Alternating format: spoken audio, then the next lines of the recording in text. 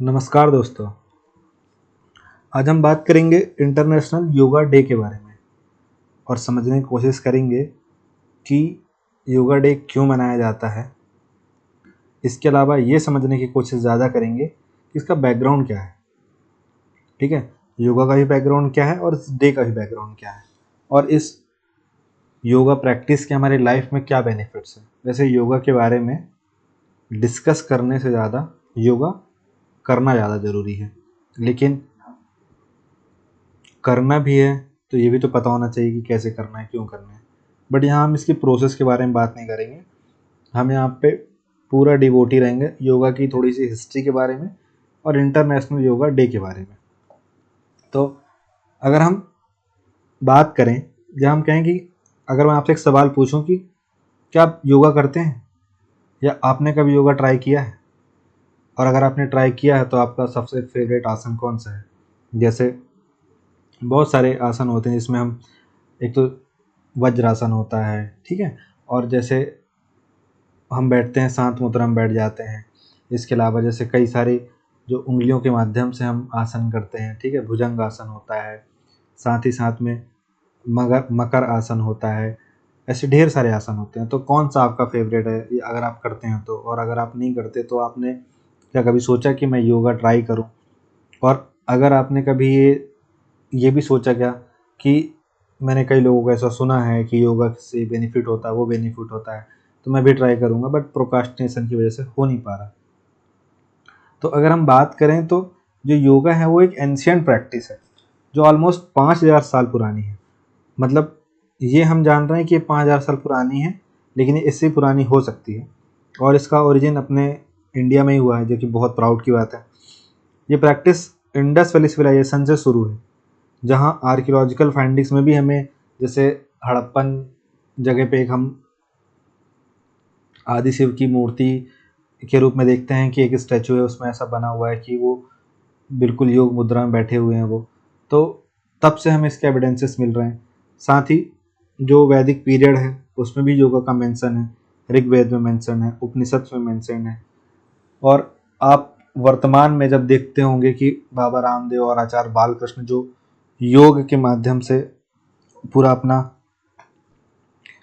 योग जो है फैलाते हैं, योग को प्रसार करते हैं योग करके, तो आपने पीछे बोर्ड में देखा होगा उसमें पतंजलि लिखा रहता है। तो एक्चुअली में पतंजलि कौन है? तो जो पतंजलि हैं उन्होंने ही योग का जो योग सूत्र है, उन्होंने योग सूत्र दिया था। और ये दिया था उन्होंने 2nd सेंचुरी बीसी में। मतलब आज चल रहा है 2025, ठीक है। 2nd सेंचुरी बीसी मतलब आज से 2500 साल। तो ये तो 2025 पुराना कर ही दो, और 2nd सेंचुरी बीसी में दे रहे हैं, ठीक है। तो मतलब इनको 2200 साल, लगभग 2200 से 2400 साल पहले चले जाइए आप। उस समय पे ये जो योग सूत्र है वो दे रहे हैं। और उसमें योग सूत्र में वो बता रहे हैं कि अष्टांग योग के बारे में बता रहे हैं कि अगर किसी व्यक्ति को योग चालू करना है, योग शुरू करना है, तो उसमें क्या होता है कि जैसे आप देख पा रहे होंगे कि यम है, इसमें लिखा है, नियम लिखा है, फिर आसन लिखा है, फिर प्राणायाम लिखा है, फिर प्रत्याहार लिखा है, फिर धारणा लिखा है, फिर ध्यान लिखा है, फिर समाधि लिखा है। एक्चुअली होता क्या है कि हम सोचते हैं कि हम योग करने ऐसे बैठेंगे और हमारा ध्यान लग जाएगा और हम योग करने लग जाएंगे। ये सबसे बकवास चीज़ है, ठीक है। कि अगर आप सोचें कि मैं ऐसे बैठ जाता हूँ और मैं ध्यान करने लग जाता हूँ, फिर आपके दिमाग में एक से एक चीज़ें आ रही हैं, आप खूब सारी चीज़ें सोच रहे हैं, ठीक है। एकदम आप प्रेमानंद महाराज के बारे में सोचने लग जा रहे हैं, फिर एकदम एकदम आपका दिमाग विरक्त, आसक्त हो जा रहा है, कहीं और काम वासना की ओर चला जा रहा है। तो आप सोचते होंगे ऐसा कैसे हो रहा है, ऐसा क्यों हो रहा है। तो योग करने के लिए 4 फेजेस अलग होते हैं, 4 फेजेस अलग होते हैं, टोटल 8 फेजेस होते हैं। तो उसमें क्या होता है, एक होता है एक्सटर्नल जिसमें हम ध्यान देते हैं, और फिर जब हम एक्सटर्नल चीज़ों पे ध्यान दे देते हैं, फिर इंटरनल चीज़ों की ओर हम उन्मुख होते हैं। जैसे कि सबसे पहले आता है यम। तो यम में हम क्या होता है, सत्य, अहिंसा, आस्ते, अपरिग्रह, ब्रह्मचर्य। ये 5 चीज़ें जो अगर आपने जैन रिलीजन पढ़ा होगा तो आप उसमें जानते होंगे कि जो उनके 5 अणुव्रत है, पंच महाव्रत हैं, ये जो महावीर स्वामी ने दिए थे। लेकिन इन चीज़ों को इसमें ऐड ऑन करके किसने, हमारे पतंजलि ने ये बताया कि जो अगर हम यम का पालन करेंगे तो उसमें क्या होगा कि अगर आप हिंसा नहीं करेंगे, ठीक है, सत्य बोलेंगे, चोरी नहीं करेंगे, अपरिग्रह नहीं करेंगे। अपरिग्रह का मतलब यह है कि बहुत सारी जैसे मैं ये भी ले लूँ, ये भी ले लूँ, डिफेंडर भी खरीद लूँ, फॉर्च्यूनर भी खरीद लूँ, आईफोन भी ले लूँ, ठीक है, और ये विंबलडन देखने भी चला जाऊँ, ये कर लूँ, वो कर लूँ, सब शौक पाल लूँ, ठीक है, या फिर मटेरियलिस्टिक चीज़ें खूब सारी एकत्रित कर लूँ और ब्रह्मचर्य का पालन नहीं करूँ। तो इस तरीके से क्या करेंगे, अगर आप जब ये सब चीज़ें करेंगे, ब्रह्मचर्य का पालन आप नहीं कर रहे हैं, अपरिग्रह कर रहे हैं, ढेर सारी चीज़ें समेट के रख रहे हैं, आज चोरी कर रहे हैं, ठीक है, झूठ बोल रहे हैं, हिंसा कर रहे हैं, तो ऐसे में आपका आपका जो बाहरी स्वरूप है वो तो बर्बाद होगा ही होगा, पर आपके दिमाग में क्या चलेगा। आप अगर किसी से झूठ बोलेंगे तो आपके दिमाग में 20 बार वही चलता रहेगा कि कहीं पकड़ा ना जाऊँ, पकड़ा ना जाऊँ। आप चोरी करेंगे तो आपके दिमाग में बार बार चलता रहेगा कहीं पकड़ा ना जाऊँ, पकड़ा ना जाऊँ, ठीक है। फिर आपके पास खूब सारी चीज़ें हैं तो आपके दिमाग में ये चलता रहेगा कि यार ये चोरी ना हो जाए, वो चोरी ना हो जाए, कार बाहर खड़ी कोई पत्थर मार के नहीं चला जाए, ठीक है। आप यही सोचते रह जाएंगे। फिर ब्रह्मचर्य का पालन नहीं कर रहे हैं, जैसे कि कभी भी मतलब जानवरों की तरह, ठीक है, पशुवृत्ति पाल रखी है, काम वासना में लिप्त हो रखे हैं, तो ऐसे में क्या होगा कि इंटरनल तरीके से तो हम अपने आप को परेशान करेंगे, वो हम बाहरी तरीके से भी परेशान हो जाएंगे। लेकिन ये योग का जो पहला अष्टांग योग का पहला नियम है, जो यम है, वो ये कहता है कि अगर हम इन 5 चीज़ों को फॉलो करेंगे तो हम थोड़ा स्टेबल हो जाएंगे, ठीक है। दूसरा आता है नियम। नियम में क्या होता है, हमें शौच, संतोष, तप, स्वाध्याय, ईश्वर प्राणिधान ये करना है। शौच का मतलब होता है कि हमें स्वच्छता से रहना है, हमें मल त्याग करना है, ठीक है, हमें डेली स्नान करना है, ठीक है, ताकि हम एक्सटर्नल तरीके, अगर हम कोई निरंतर शौच नहीं कर रहा है या कोई किसी को कॉन्स्टिपेशन बना हुआ है, वो योग करेगा, उसका ध्यान लगेगा, उसका आधा ध्यान तो ये रहेगा कि प्रेशर न बन जाए, ठीक है। नहाया धोया नहीं है, उसकी खुद बॉडी स्मेल करेगी, उसका कहाँ से ध्यान लगेगा, ठीक है। संतोषी प्रवृत्ति का नहीं है, लालची प्रवृत्ति का है, तो कहाँ से उसका ध्यान लगेगा, ठीक है। तप नहीं कर सकता, मतलब किसी भी चीज़ को अगर हासिल करना है तो उसके पास पेशेंस नहीं है, उसको फाइट करने के लिए उसके पास पोटेंशियल नहीं है, वो उस चीज़ को पाने के लिए वेट नहीं कर सकता है, उस चीज़ को पाने के लिए मेहनत नहीं कर रहा, तो वो कैसे योग करने में स्टेबल हो पाएगा। स्वाध्याय का मतलब होता है कि सेल्फ स्टडी करना, सेल्फ अध्ययन करना। जैसे कि आपके पास हम कोई मूवी देखते हैं, अब हम मूवी देख लिए, ऐसे हम कोई किताब पढ़ते हैं, तो हम किताब पढ़ने बैठे हैं, जैसे चाहे हम गीता पढ़ें, चाहे महाभारत पढ़ें, चाहे हम रामायण पढ़ें, रामचरितमानस पढ़ें, ठीक है, स्वाध्ययन करें हम, ताकि हमारा एक जगह पे ध्यान लगे, हम कुछ चीज़ें हासिल करें, ज्ञान हासिल करें। फिर ईश्वर प्राणिधान, ईश्वर का स्मरण करें, ईश्वर का ध्यान लगाएं। तो ये पहली प्रोसीजर है यम, दूसरी प्रोसीजर है नियम।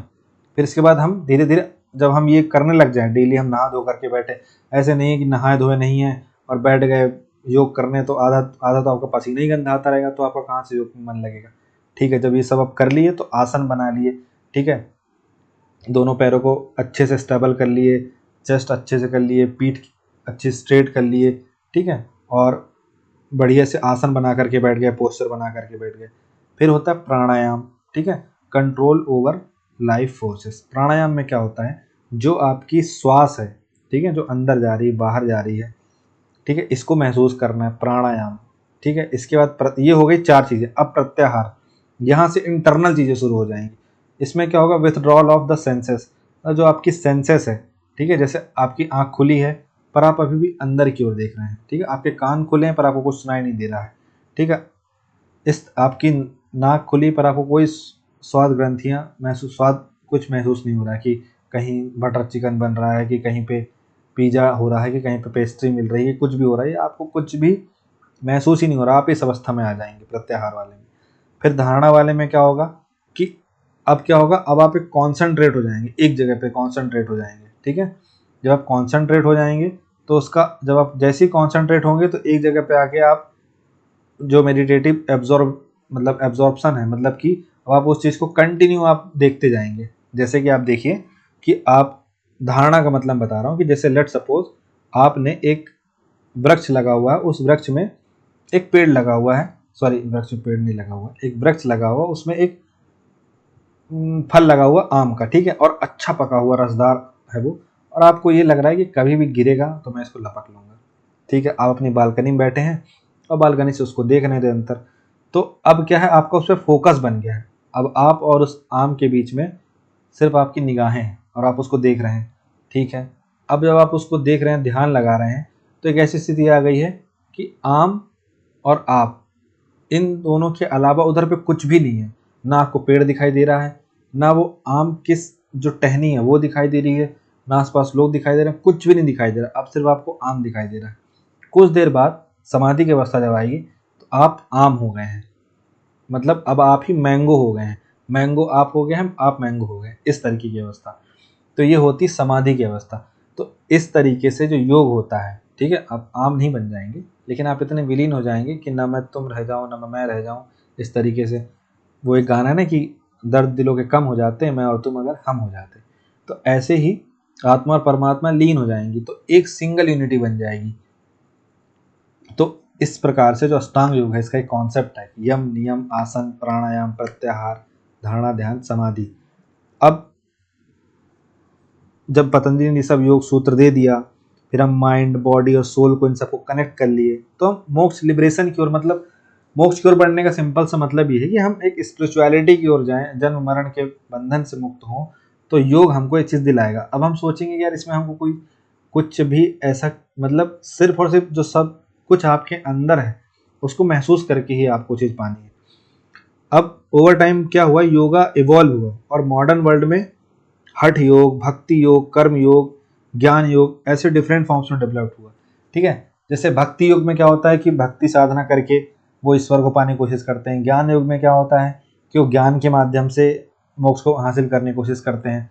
ठीक है, इसके बाद जब 20th सेंचुरी में हमने देखा कि स्वामी विवेकानंद जो है और टी कृष्णामाचारी जो है, ऐसे योगीज ने योगा को ग्लोबली इंट्रोड्यूस किया और आज योगा वर्ल्ड वाइड पॉपुलर है। मतलब अगर स्वामी विवेकानंद 1893 में शिकागो जा रहे हैं तो वहाँ योगा प्रमोट हो रहा है।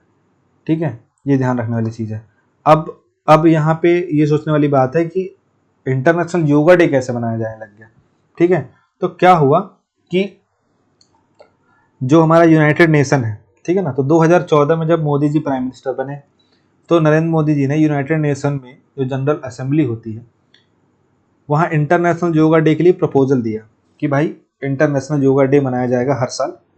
तो उनका विजन था कि योगा को ग्लोबल लेवल पर प्रमोट करना है ताकि लोग इसके बेनिफिट से अवेयर हो सके। और ये बहुत बड़ी सॉफ्ट पावर है। मतलब अगर लेट सपोज आप इंडिया में रह रहे हैं और आप एक ऐसी रिमोट कंट्री सोचिए जो आप जहाँ पे आप जिसको आपको पता भी ना होगी नक्शे में कहाँ, नाम भी नहीं पता, बट आप लेट सपोज मैं आपको बता दूँ सब, आप मान लीजिए फिर मॉरिशस वॉरिशस तो बहुत लोग जानते हैं, आप चले गए टुवालू चले गए। ठीक है, अब आप टुवालू आइलैंड चले गए, अब वो तो डूब रहा है इस समय, लेकिन वहाँ तक योगा पहुँचा हुआ है। तो व्हेन यू से आई एम फ्रॉम इंडिया, तो वो मतलब आप जब दो तीन चीज़ें और बोलेंगे तो आपसे कनेक्ट कर लेंगे कि अच्छा योगा योगा। ठीक है, तो इस तरीके ये सॉफ्ट पावर होती है कि जैसे एक पैसेंजर है वो घूमता रहता है, तो उसने वो सीरिया गया हुआ था, तो he said I am from India, तो वो लोग नहीं जान पाए कि वेयर इज़ इंडिया, बट उन्होंने कहा कि शाहरुख खान, तो वो बोला कि हाँ शाहरुख खान इंडिया। तो इसका मतलब ये सॉफ्ट पावर है। ठीक है, इसमें कुछ भी ऐसा हमने वहाँ कुछ इन्वेस्टमेंट नहीं किया है, तो हम अपने यहाँ मूवी बना रहे हैं, पर वो देख के खुश हो रहा है, वो जान रहा है, तो इससे हमने कनेक्ट कर लिया। तो इस तरीके से एक ग्लोबल लेवल पे प्रमोशन करना था योग का, कि योग एक ग्लोबल लेवल पे पूरे दुनिया में पहुंचे, पूरे विश्व में पता चले इसके बारे में। ठीक है, और लोग जो हैं इसका बेनिफिट्स लें, और जो हम क्लाइमेट चेंज से जो रिकपर्सन होंगे, जो इन्वायरमेंट क्लैशेस होंगे, जो इन्वायरमेंट में प्रॉब्लम्स आ रही हैं, इसके बाद जो इंसान की डे टू डे लाइफ की वजह से इंसान की जो लाइफ स्टाइल ख़राब हो रही है, जो इंसान शुगर कंटेंट इतना कर रहा है, इंसान बहुत सारा जो फास्ट फूड खा रहा है, तो उससे जब योग करेगा, सब चीज़ें करेगा, तो उसकी बहुत अच्छी लाइफ, फिजिकल लाइफ भी बेहतर होगी, मेंटल लाइफ भी बेहतर होगी। तो इस तरीके से योगा को प्रपोज करना है, वर्ल्ड लेवल पे योगा को फैलाना है, इस चीज़ का प्रपोजल यूनाइटेड नेशन में मोदी जी ने दिया। जुलाई बोल रहा हूँ, 2014 में दिया। फिर क्या हुआ, यूएन ने इसको 11 दिसंबर को अप्रूव कर दिया, और यूनाइटेड नेशन ने बोला कि 21 जून को हम इंटरनेशनल योगा डे मनाएंगे हर साल। ठीक है, ये डिक्लेयर कर दिया कि 21 जून को योगा डे मनाएंगे। अब सबसे बड़ी बात यह है कि भाई 21 जून ही क्यों लेना है, 21 जून को ही क्यों करना है, तो ये भी अच्छा सवाल है। देखिए जो सूर्य जी है ना, ये क्या होता है 21 जून को, तो ट्रॉपिक ऑफ कैंसर है। ठीक है, तो इस ट्रॉपिक ऑफ कैंसर में आप देख पा रहे होंगे कि यहाँ पे चमकने लग जाते हैं बहुत तेज। ठीक है, मुझे पेन का इस्तेमाल करना पड़ रहा है। ये देखिए, ये है ट्रॉपिक ऑफ कैंसर और ये है अपना प्यारा भारत। ठीक है। तो ये मध्य से कर करके हमारे जा रही है, और ये जब ट्रॉपिक ऑफ कैंसर में सूर्य चमकता है लंबवत, जैसे देखिए ये सन है जो, ये ट्रॉपिक ऑफ कैंसर में लंबवत चमकता है। और कब चमकता है? 21 जून को चमकता है। और जो 21 जून होता है वो सबसे बड़ा दिन होता है नदर्न हेमिस्फीयर में, ठीक है। ये हमारा है नदर्न हेमिस्फीयर। आ जाइए कलम वाली बाई, हाँ, ये है हमारा नदर्न हेमिस्फीयर, ठीक है। और नदर्न हेमिस्फीयर में जब जो 21 जून का डे होता है, डेट होती है, इस 21 जून को सूर्य जो है लंबवत चमकता है इस पे, किस पे? ट्रॉपिक ऑफ कैंसर पे। तो इस दिन सबसे बड़ा दिन होता है कहाँ पे? नदर्न हेमिस्फीयर में, और हम नदर्न हेमिस्फीयर में रहते हैं, ठीक है। तो इसलिए 21 जून को चूज किया गया कि इस दिन इंटरनेशनल योगा डे मनाया जाएगा, क्योंकि ये नदर्न हेमिस्फीयर का लॉन्गेस्ट डे होता है, ठीक है। और इसका एक स्पिरिचुअल भी अपना सिग्निफिकेंस भी है। तो फर्स्ट टाइम योगा डे कब मनाया गया? 21 जून 2015 को मनाया गया। 2014 में प्रपोजल दिया, 11 दिसंबर 2014 को एक्सेप्ट हो गया। फिर यूएन ने बोला कि हर साल 21 जून को हम योगा डे मनाएंगे। फिर अगले साल 2015 आया, 2015 के 21 जून से योगा डे मनाया जाने लग गया, और दिल्ली में पहला योगा डे जो है मनाया गया। और इसमें 35,985 लोगों ने एक साथ योग किया, और ये गिनीज वर्ल्ड रिकॉर्ड में दर्ज हुआ, ठीक है। और सिर्फ दिल्ली की बात कर रहा हूँ, सिर्फ दिल्ली में इतना बड़ा इवेंट हुआ था कि 35,985 लोगों ने इसमें पार्टिसिपेट किया था, ठीक है। उसके बाद से 2015 के बाद से फिर कंटिन्यू हर साल योगा डे मनाया जाने लगा बहुत अच्छे से, और इस पे वर्कशॉप ऑर्गेनाइज होने लगी, ठीक है। ये योगा का मैसेज स्प्रेड होने लगा दुनिया में।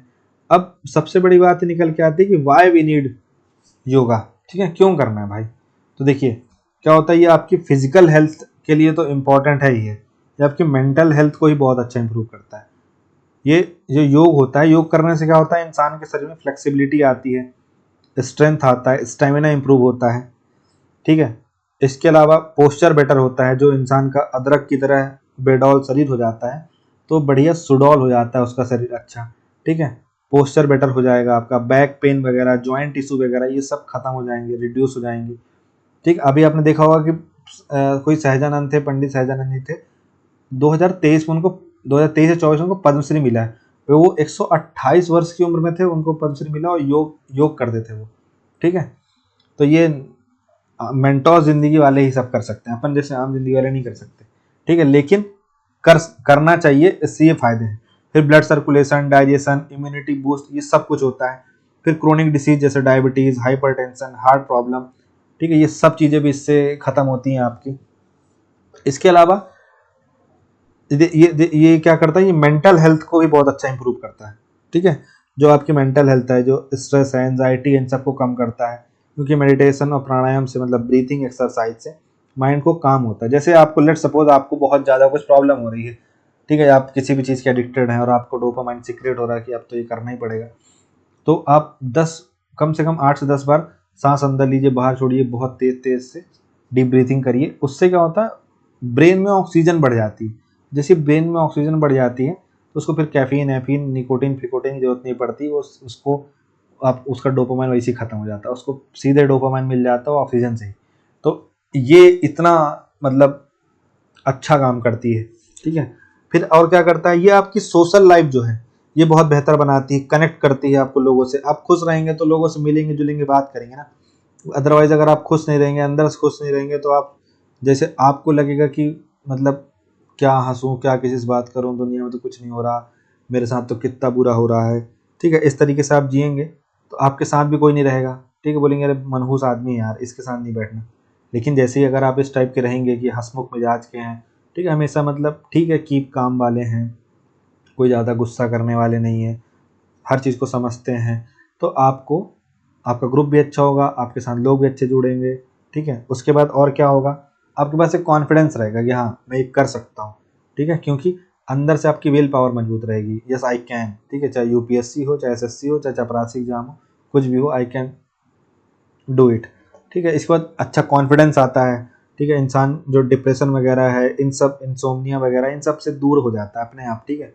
और उसको जो उसका माइंडफुलनेस है, जो उसकी मतलब उसका चेहरे का तेज है, वो एकदम अलग ही हो जाता है, ठीक है। और उसको हर चीज़ को करने में रुचि लगती है, कोई भी नई चीज़ उसको करनी है तो उसको उसमें इंटरेस्ट जागता है। ये सारी चीज़ें, ये सब सारे फ़ायदे होते हैं। बंदा कॉन्फिडेंट तो रहता ही रहता है, साथ में लोगों के साथ अच्छा घुल मिल के रहता है, उसको कोई भी टास्क दे तो उसको करने में मज़ा आता है। इसके अलावा उसकी जो लाइफ स्टाइल है वो पर्सनल भी बहुत अच्छी चलती है, प्रोफेशनली बहुत अच्छी चलती है उसकी, ठीक है।